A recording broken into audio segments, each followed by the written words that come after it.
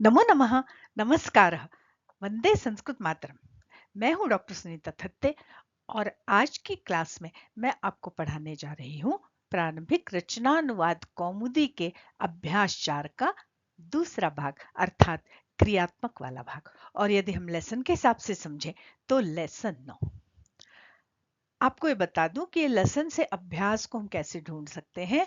तो चूंकि मैंने सारे अभ्यासों को दो भागों में बांटकर दो दो वीडियो बनाए हैं, तो आपको जिस भी प्रारंभिक रचनानुवाद कौमुदी के जिस भी अभ्यास का अध्ययन करना है, तो आप उस अभ्यास का जो क्रमांक है उसको 2 से गुणा करें। जैसे अभ्यास 4 है तो 4 दूनी 8। अब आपको अभ्यास 4 जो है वो 8वें लेसन में मिलेगा और उसका जो क्रियात्मक भाग है वो 9वें लेसन में मिलेगा। मतलब अभ्यास 4 आपको लेसन 8 एंड 9 में मिलेगा। तो एक क्रियात्मक वाला भाग है, इसलिए ये लेसन 9 है। तो जल्दी से चैनल को सब्सक्राइब कीजिए। पसंद आने पर इसे लाइक करना, शेयर करना और अच्छे कमेंट्स करना नहीं भूलिए। और हम चलते हैं हमारी पुस्तक के अभ्यास 4। तो ये अभ्यास 4 का नियमों वाला भाग हमारे सामने। इस पाठ में हमने एक नियम पढ़ा, नियम नंबर 6, जो हम आगे देखेंगे। उसके बाद 20 शब्दकोश में 20 नए शब्द पढ़ने के बाद हमारे शब्दकोश में कुल शब्दों की संख्या हो गई 80। यहाँ पर हमने कोई संज्ञा सर्वनाम शब्द नहीं पढ़ा, इसलिए यहाँ पर क खंड नहीं था। ख में हमने दो धातुएं पढ़ी, कृ और अस, होना और करना। और उसी प्रकार ग के अंतर्गत हमने बहुत सारे अव्यय पढ़े, इत्थम, तथा, यथा, कथम, अपि, न, च और एव। और आज के ये जो क्रियात्मक वाला भाग है उसको जब हम करने जाएंगे तो इन सारे अव्ययों का हमें वहां पर प्रयोग करना होगा। इसलिए इनको अच्छे से आप देख लें। इत्थम मने ऐसे, तथा मने वैसे, यथा मने जैसे, कथम मने कैसे। ये थ थ थ लगा है सब में, है ना। अपि मने भी, न मने नहीं, च मने और, एव मने ही। और उसके बाद घ खंड के अंतर्गत हमने कुछ संख्यावाची विशेषण देखे, 1 से लेकर 10 तक। एक, द्वौ, त्रयः, चत्वारः, पंच, षट्, सप्त, अष्ट, नव और 10। ये हमने धातु पढ़ी। क्रू धातु, करोति, कुरुतः, कुर्वन्ति, जो भ्वादिगण की नहीं है। मैंने आपको बताया उस वीडियो में कि वो तनादिगण की धातु है। दूसरी धातु हमने पढ़ी अस धातु, जिसका अर्थ होता है होना। क्रू धातु का अर्थ होता है करना। और अस्तिस्तः संति, इस तरह से इसके रूप चल रहे हैं। और ये धातु भी भ्वादिगण की नहीं है, ये अदादिगण की धातु है। पर इन दोनों धातुओं को पढ़ना प्रारंभिक स्तर पर इसलिए आवश्यक है कि हमारी वाक्य रचना में बार बार होना करना, होता है, करता है, करता हूं, करते हो, इस तरह के प्रयोग होते हैं। इसलिए इन दो धातुओं को पढ़ना हमारे लिए आवश्यक था। फिर हमने 7 विभक्तियां पढ़ी, संबोधन के विषय में जाना, कारक पढ़े, यह जाना कि कारक 6 ही होते हैं, 7 नहीं होते। हिंदी में 7 माने जाते हैं, संस्कृत में 6 ही होते हैं। आगे के पाठों में मैं आपको पढ़ाऊंगी कि कारक 6 ही क्यों होते हैं और संबंध को कारक क्यों नहीं माना जाता। और हमने इन कारकों के नाम जाने और नाम जानने के साथ ही इनके चिन्हों को भी जाना। कर्ता ने कर्म को करण से संप्रदान के लिए, अपादान से संबंध काके की, अधिकरण में पर और संबोधन हे, ओ, अरे, आए। और इन कारक चिन्हों को, इन कारकों के नाम को विभक्ति के साथ आपको याद करना बहुत आवश्यक है, क्योंकि वाक्य रचना करते समय आपको हर कारक की विभक्ति और हर कारक का चिन्ह मौखिक याद होना आवश्यक है, होना ही चाहिए। फिर हमने एक नियम पढ़ा। इस पाठ में एक ही नियम, नियम नंबर 6 हमने पढ़ा कि संस्कृत में च का प्रयोग हिंदी और अंग्रेजी में और एंड के प्रयोग से थोड़ा भिन्न है।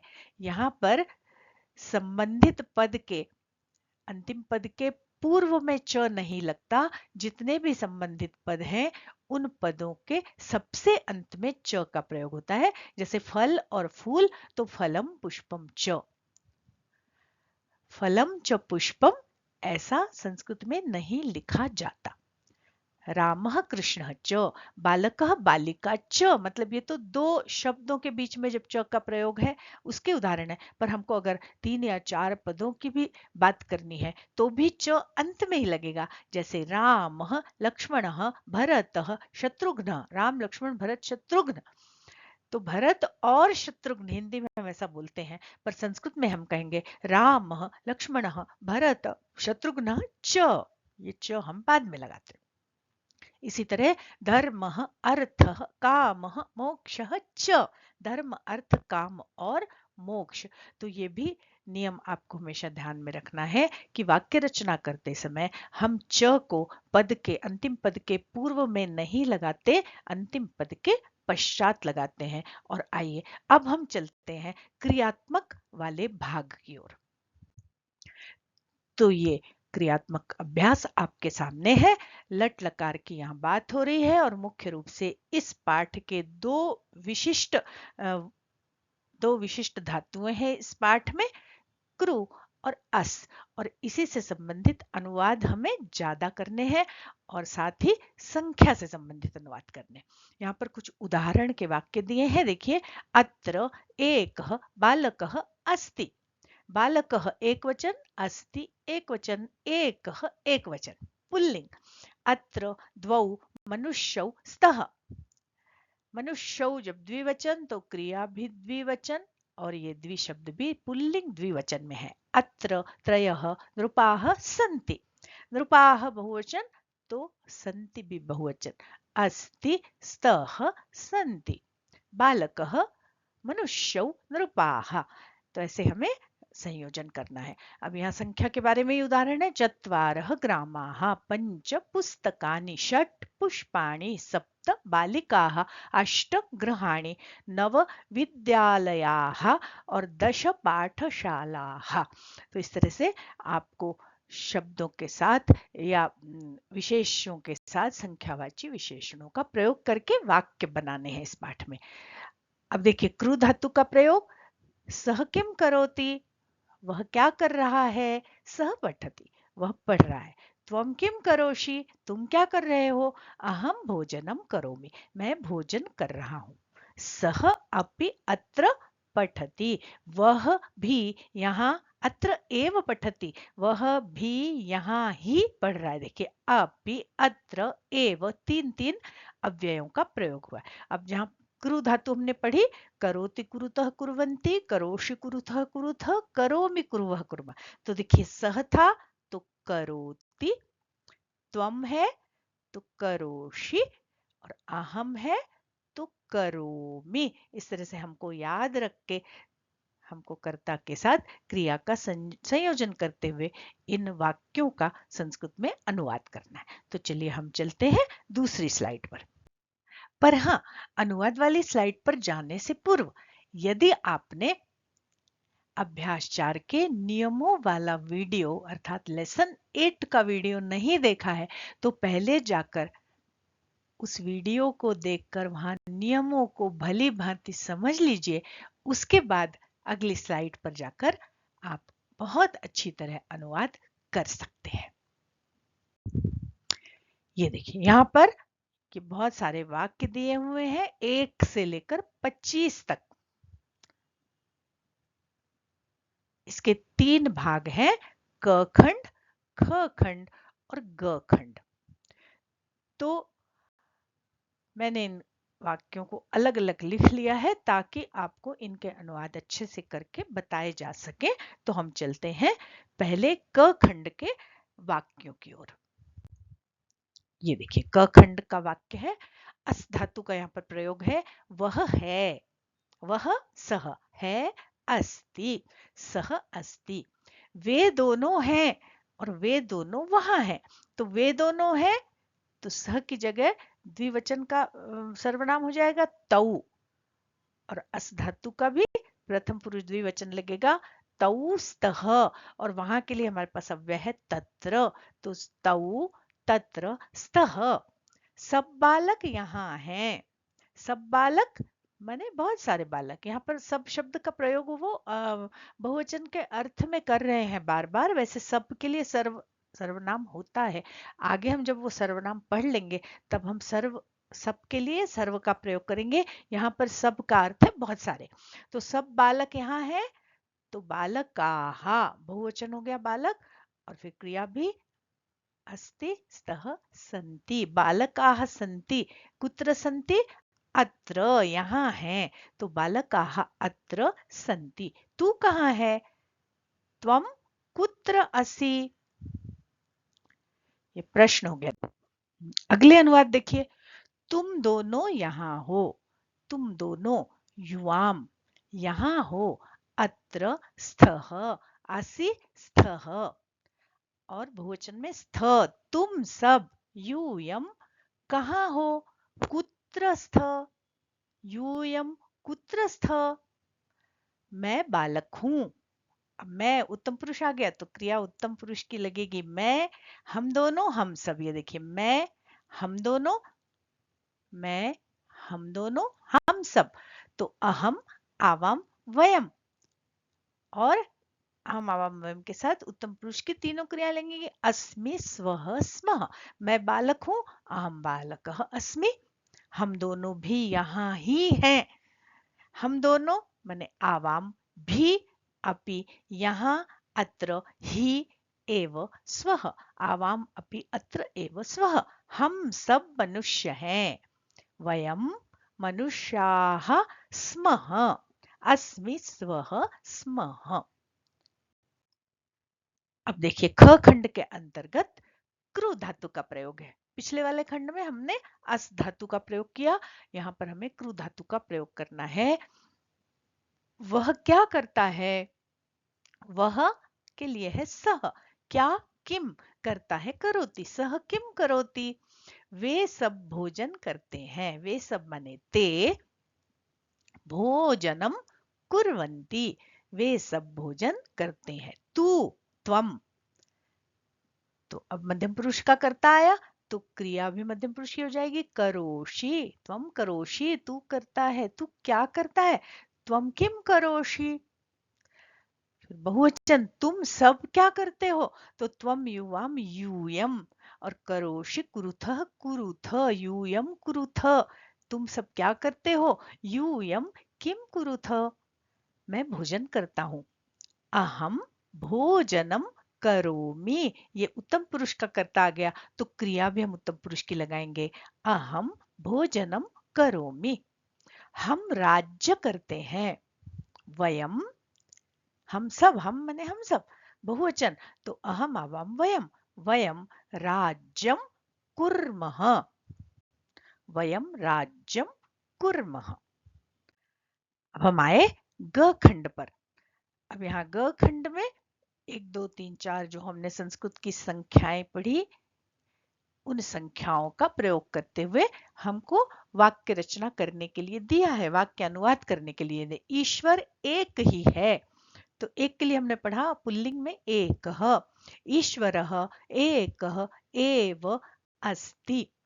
दो बालक सूंघते हैं। देखिए, दो बालक अगर हम बालकौ लिखेंगे तो भी उसका अर्थ दो बालक होता है, पर यहाँ चूंकि संख्या से संबंधित पाठ है और वो दो शब्द का अनुवाद करवाना चाहते हैं, इसलिए हम लिखेंगे द्वौ बालकौ। द्वौ बालकौ पुष्प सूंघते हैं। तो एक फूल भी सूंघ सकते हैं, दो भी सूंघ सकते हैं, तीन भी सूंघ सकते हैं। फूल को हम किसी भी वचन में रख सकते हैं। यहाँ मैंने बहुवचन में रखा है कि द्वौ बालकौ पुष्पाणि जिघ्रतः। आप पुष्पम जिघ्रतः, पुष्पे जिघ्रतः भी लिख सकते हैं। तीन आदमी खाना खाते हैं, तो पुल्लिंग में तीन के लिए शब्द आया है त्रयः। त्रयः जनाः या त्रयः मनुष्याः भोजनम कुर्वन्ति। चार बालक आ रहे हैं। चार मने चत्वारः। पुल्लिंग में चार के लिए शब्द होता है चत्वारः। चत्वारः बालकाः आगच्छन्ति। 5 पुस्तकें और 5 फूल यहाँ हैं। अब देखिए, मैंने आपको बताया था कि 1 से लेकर 4 तक तो लिंग भेद होता है संख्याओं में संस्कृत की, पर 5 से लिंग भेद समाप्त हो जाता है। तो फिर 5 से पंच, षट, सप्त, अष्ट, नव, दश, एकादश, द्वादश जितनी भी संख्या है संस्कृत की तीनों लिंगों में एक जैसी ही चलती हैं। तो 5 पुस्तकें, यहाँ पर ऊपर चारों वाक्य जो है पुल्लिंग के थे, अब ये पुस्तक देखिए नपुंसक लिंग और फूल भी नपुंसक लिंग है, पर इसमें भी पंच शब्द का ही प्रयोग होगा। पंच पुस्तकानि पंच पुष्पाणि च का भी प्रयोग हुआ देखिए। अत्र यहाँ है, बहुत सारी हैं तो संति, पंच पुस्तकानि पंच पुष्पाणि च अत्र संति। तो इस तरह से हमारा ग खंड भी आधा पूरा हो गया। अभी 6 से आगे हमें देखना है। 6 बालिकाएं इस प्रकार पढ़ रही हैं। 6 के लिए शब्द आया है षट, षट बालिकाः, और हमने एक अव्यय पढ़ा इत्थम। षट बालिकाः इत्थम पठन्ति। 7 बालक भी यहीं पढ़ते हैं, यहीं माने यहाँ ही। सप्त बालकाः अपि अत्र एव पठन्ति। 8 पाठशालाएं यहाँ हैं। अष्ट पाठशालाः यहाँ अत्र हैं, सन्ति। 9 फूल वहां हैं। नव पुष्पाणि वहां तत्र सन्ति। अब देखिए यहाँ पर ये बालिकाः शब्द जो है वो स्त्रीलिंग का है, बालकाः पुल्लिंग है, पाठशालाः स्त्रीलिंग है, पुष्पाणि नपुंसकलिंग है। पर अब संख्याओं में कोई भेद नहीं है। षट, सप्त, अष्ट, नव, देखिए 4 तक लिंग भेद है मैंने बताया, और 5 से लिंग भेद समाप्त हो गया है। तो सभी लिंगों में यही षट, सप्त, अष्ट, नव, दश इसी तरह की संख्याएं प्रयुक्त होंगी। 10 आदमी, आदमी, जनाः मनुष्याः कुछ भी लिख सकते हैं आप। 10 जनाः या 10 मनुष्याः गांव को जा रहे हैं। ग्रामम गच्छन्ति। तो इस तरह से हमारे ये पूरे 25 अनुवाद पूरे हो गए हैं। तो आपने अपनी कॉपी में लिखे होंगे, तो उनको आप इन अनुवादों को देख करके आप उनमें संशोधन कर सकते हैं। अब देखिए यहाँ पर हमने देखा कि संख्याओं का प्रयोग तो एक तरफ कर ही रहे हैं, उसके साथ ही कुछ अव्ययों को जो शुरू में दिया है उनका भी यहाँ पर आपसे प्रयोग करवाया है। इत्थम, अपि, अत्र, एव, अत्र, तत्र। इस तरह से इस पाठ में हमने जहाँ बहुत सारे अव्ययों का प्रयोग किया, 1 से लेकर 10 तक की संख्याओं का प्रयोग किया, कृ धातु का प्रयोग किया और अस धातु का प्रयोग किया। तो कृ और अस धातु के पूरे रूप आप अवश्य याद कर लीजिए। अब हम आगे चलते हैं। अगला प्रश्न है, कुछ अशुद्ध वाक्यों को शुद्ध करना है, पर उसके पूर्व वो आपको कुछ उदाहरण दे रहे हैं, और इनको हमने तब पढ़ा था, फिर भी मतलब लेसन 8 में भी हमने पढ़ा था, पर हम फिर से यहाँ पुनरावृत्ति कर रहे हैं। तऊ के साथ अस्ति नहीं होगा। त्वम के, हम अगर इसको क्रमशः देखें तो सब जगह यहाँ पर पहले वाक्य में क्रिया गलत लिखी है ना। तऊ अस्ति नहीं, तऊ स्तः। त्वम अस्ति नहीं, त्वम असि। तऊ कुर्वन्ति नहीं, तऊ कुरुतः। और हम करोषि नहीं, अहम करोमि। इसी तरह चत्वारः बालकाः बहुवचन है तो आगच्छति नहीं होगा, आगच्छन्ति होगा। और पंच पुस्तकानि च पुष्पाणि, ये जो नियम 6वां हमने पढ़ा कि च जो है वो संबंधित शब्दों के अंत में लगता है, तो इसको हम यहाँ अंत में लगाएंगे, पंच पुस्तकानि पुष्पाणि च। अब इसके बाद देखिए यहाँ पर शुद्ध करने के लिए कुछ शब्द दिए हैं। तौ संति ते अस्ति, तो तौ के साथ संति नहीं लगेगा, ते के साथ अस्ति नहीं लगेगा। हमारे शुद्ध वाक्य बनेंगे तौ स्तः और ते संति। फिर वही स्थिति है, अहम अस्ति त्वम अस्मि, यहाँ त्वम लिखा है, इसको त्वम कर लीजिए। त्वम अस्मि, ये दोनों क्रियाएं गलत लगी है, हम इसको सुधार के लिखेंगे। अहम अस्मि त्वम असि। ते करोति त्वम करोति, दोनों क्रियाएं यहां भी गलत है। ते के साथ बहुवचन की क्रिया लगेगी प्रथम पुरुष की, और त्वम के साथ मध्यम पुरुष एक वचन की क्रिया लगेगी। तो हमारा शुद्ध वाक्य बनेगा ते कुर्वन्ति त्वम करोषि। ये सारे जो शुद्धिकरण के वाक्य हैं अस और कृ धातु पर ही आधारित है। अहम करोषि और वयम करोमि, ये क्रियाएं भी गलत है। अहम के साथ मी लगेगा और वयम के साथ मह लगेगा, तो हमारे शुद्ध वाक्य बनेंगे अहम करोमि और वयम कुर्मः, वयम कुर्मः। इस तरह से ये हमारा शुद्धिकरण हो गया वाक्यों का। अब हम अगली स्लाइड पर चलते हैं, अगला प्रश्न देखते हैं। देखिए ये पांचवें अभ्यास का मतलब पांचवें प्रश्न का क भाग देखिए कि 1 से लेकर 10 तक की गिनती, मतलब 1 से 10 तक की गिनती के 10 वाक्य बनाओ। और यहाँ पर अपेक्षित है कि आप पुल्लिंग के ही वाक्य बनाइए, क्योंकि इस पुस्तक में पुल्लिंग ही संख्याएं पढ़ाई गई हैं। पर जब हम आगे वाक्य रचना करेंगे या हम व्यवहार में जब भी वाक्य रचना करेंगे तो हमको स्त्रीलिंग और नपुंसकलिंग संख्याओं की भी आवश्यकता पड़ती है। तो इससे संबंधित एक वीडियो मैंने आपको भेजा था, निश्चित रूप से आपने उसे देख लिया होगा।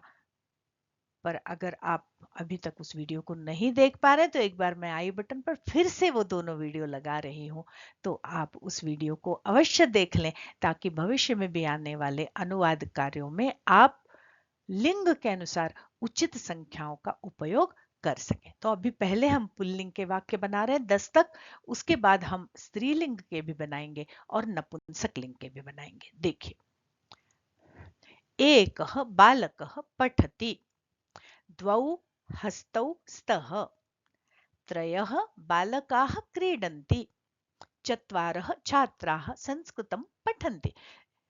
1 से लेकर 4 तक पुल्लिंग में बनता है एकः,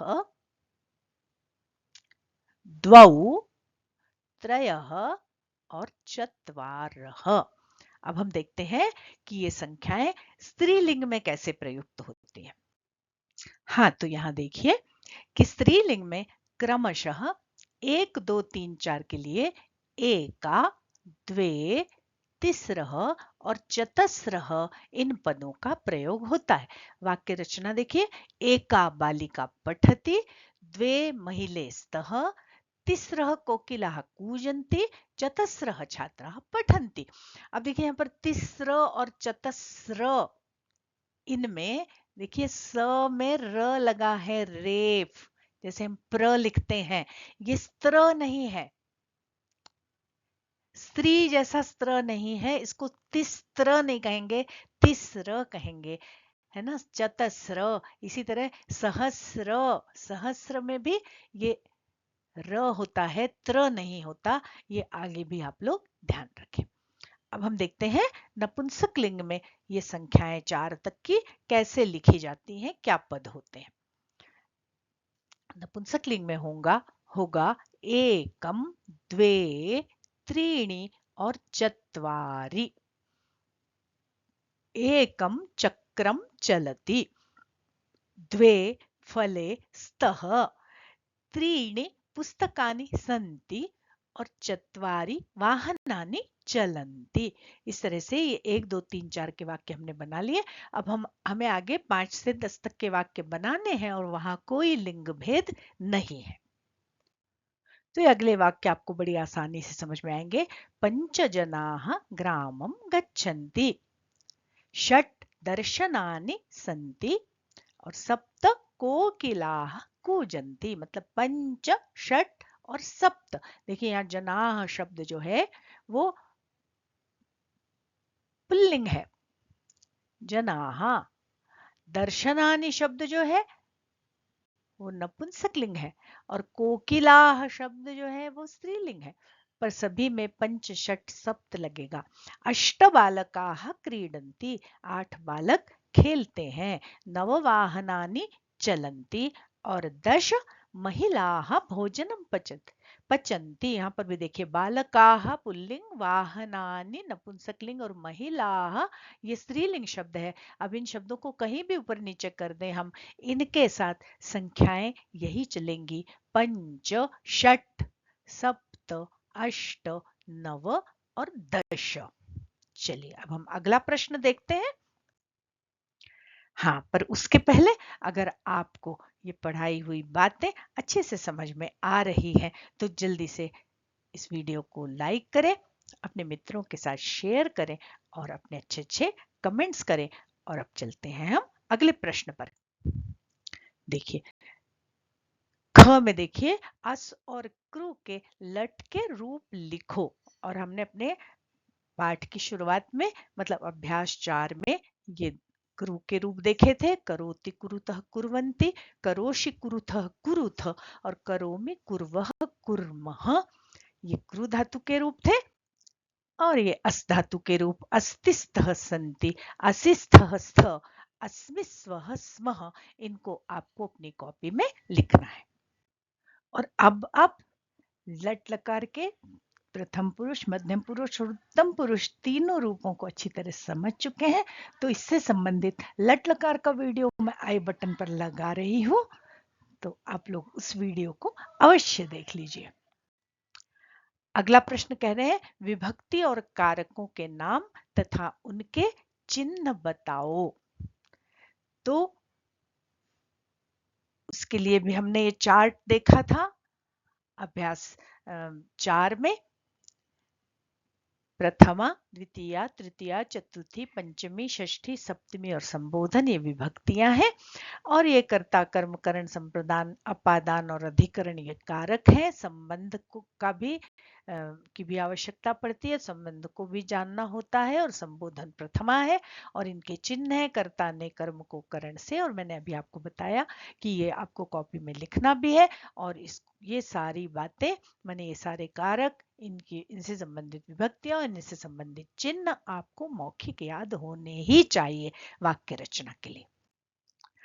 प्रथमा से सप्तमी तक की विभक्तियों के प्रत्यय लगाने के बाद बने हुए पदों के क्या अर्थ होते हैं और कर्ता, कर्म, करण इत्यादि कारकों का वाक्य में प्रयोग करते समय कौन सी विभक्तियों का प्रयोग करना होता है, इससे संबंधित वीडियो पूर्व में भी भेजा था। यदि आपने नहीं देखा है तो फिर से ऊपर आई बटन पर लगा रही हूं, उस वीडियो पर जो ऊपर पट्टी में नाम आ रहा है उस पर क्लिक करके आप उस वीडियो को अवश्य देख लें, ताकि आगे आने वाले अनुवाद करने में आपको सरलता हो जाए।